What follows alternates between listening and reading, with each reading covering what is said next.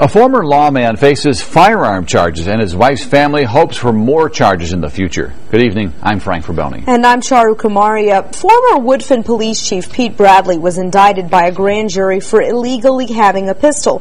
Bradley could not have a gun because he was charged with domestic violence against his deceased wife, Patsy. Her family believes Pete Bradley caused her death.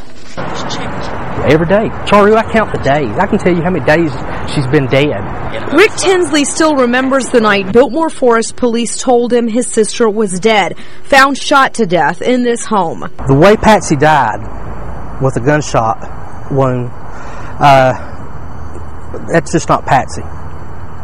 If it was a drug overdose, I could believe that. The coroner stated on the death certificate that Patsy Bradley had committed suicide. I'll always have my doubts about that. I just don't believe it. I will never forget walking up the driveway to tell my mom that her daughter was dead. And the scream my mom let out, to this day, I can't forget it. A recent Court of Appeals ruling allows prosecutors to seek charges against Bradley for possession of a firearm.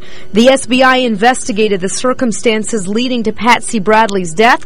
That report was turned over to District Attorney Ron Moore in September of 2006. The decision to charge Bradley with Patsy's death would have to come from the DA.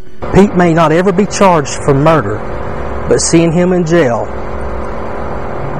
is some justice for the family. Her family admits that Patsy had tried to commit suicide before, but they don't believe that's what ultimately took her life. Her birthday, February the 10th, that wasn't that long ago.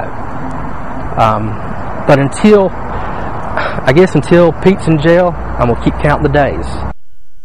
And we were not able to speak with Bradley or his attorney today. Now, in the past, Bradley has told us that he had nothing to do with his wife's death and that she had a history of mental illness.